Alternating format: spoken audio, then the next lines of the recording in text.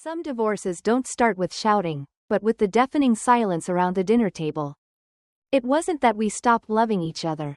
We just didn't have enough trust left to keep loving. I used to believe that marriage was about weathering the storm together. But some storms, you can't weather. Especially when you're the only one who knows it's coming.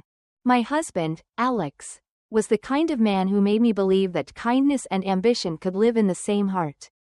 He worked as a software engineer at a small tech firm in Austin, Texas. We weren't rich, but we were stable. We got married at 29. In a quiet little ceremony under the oak trees, right where he'd proposed with a simple silver ring. Early on, we made a promise to each other. Always be honest about money. Make every investment decision together. No secrets. And I believed him. Until the day I received a letter from the bank, informing me that our home had been second mortgaged. And I had no idea. That was the moment I realized. What destroys a marriage isn't poverty. It's the secrets. The numbers hidden behind tired eyes each night. The early years of our marriage were simple, but full of love. Every night, I cooked dinner and he did the dishes. On weekends, we'd drive out to Lake Travis, lie on the hood of our car, and stare up at the stars, talking about silly things like, what would we do if we won the lottery tomorrow? Alex laughed easily. I worried too much. But he always made me feel safe. And I truly believed that love could weather anything. Then came 2021. The world went mad over something called crypto. His friends started bragging about making thousands of dollars in just a week by placing trades. At first, Alex was just curious. Then somewhere along the way, he got hooked. He started reading white papers, watching crypto live streams, joining Discord channels about blockchain and DeFi. At first, I was happy he found a new interest. But then, our conversations grew shorter. He stayed up late, analyzing charts. He said, dinner got cold more often. So did our bed. I asked him one night, did you invest anything? He gave a soft smile and shrugged it off. Just playing around a little. Don't worry, you know me, I've got it under control. And I believed him. He was my husband, the man who always kept his word. The man who once said, I'd rather move slow and steady than take big risks and lose everything. But what I didn't know was that that man, the one I married, had stopped walking back out of his office door. Everything started to unravel one October afternoon. I came home early from work and found a thick envelope sitting on the kitchen counter, from Wells Fargo. At first, I thought it was just another piece of junk mail. But when I opened it, I froze. Second notice. Your $70 second mortgage is now due. Please contact us by the 15th to avoid legal consequences. Second mortgage? I had never signed any paperwork. My hands trembled. My heart pounded in my ears. I flipped through the pages, trying to breathe, and then I saw it.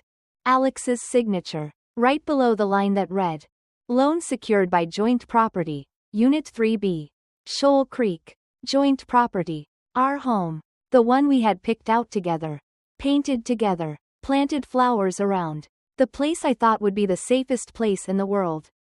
That evening, when he came home, I didn't say a word. I just placed the letter in front of him. Alex stared at it in silence. After what felt like forever, he finally spoke, his voice hoarse. I wasn't planning to hide it forever. I just thought I could fix it before you found out. He told me everything. It started small, early investments that turned quick profits. The wins came easy, too easy, and he began to think he understood the game.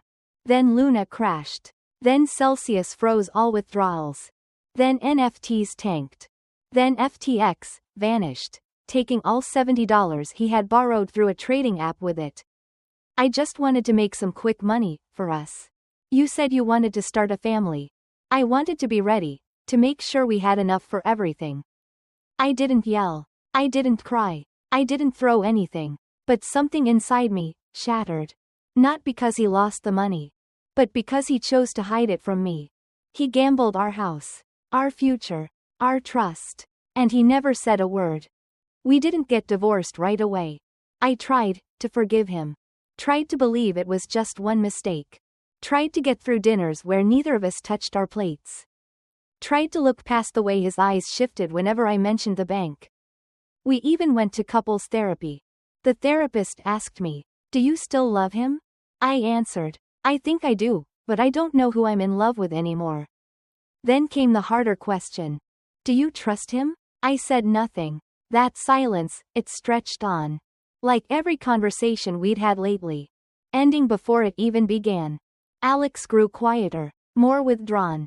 He deleted the crypto apps. Left the investment forums. Took on extra freelance gigs, working late into the night to pay off the debt. I saw the effort, but I also saw the distance growing between us. Like a canyon that neither of us knew how to cross anymore. Sometimes, love doesn't die from betrayal. It dies when there are no more words left to repair what's broken. 3 months later, I filed for divorce. Alex signed the papers without a word. We sold the house, paid off the loan, and split what was left. He moved out. I moved in with my sister for a while. There were no tears, no shouting, no dramatic goodbye, just a quiet ending between two people who once thought they'd grow old together. A year after the divorce, I saw Alex again, at a small cafe tucked away in San Antonio. He looked thinner, older, but his eyes, they seemed lighter than the last time I saw them. We sat across from each other like old friends. No bitterness, no blame, just the quiet presence of shared memories, slowly drifting between lukewarm cups of coffee. I asked, "Do you still invest?" He gave a soft chuckle. "Not anymore. I invest in things that feel more certain." I nodded, didn't press further, because I knew, once the pain has taught you enough, you don't need someone else to explain the lesson. I wasn't angry at Alex anymore. I was angry at how we couldn't face each other when it mattered most. Angry at myself, for believing that love alone was enough. But marriage is more than love. It's trust. It's transparency. It's commitment, not just in vows, but in every bill, every financial decision, every quiet moment of honesty. I once thought I'd lost the man I loved. But later, I realized what I truly lost was the financial partner I trusted with our future. It wasn't money that ended our marriage. It was the lies about money. And if I had to choose again, I'd rather be broke together than wealthy in silence and suspicion. Don't be afraid to talk about money with the one you love.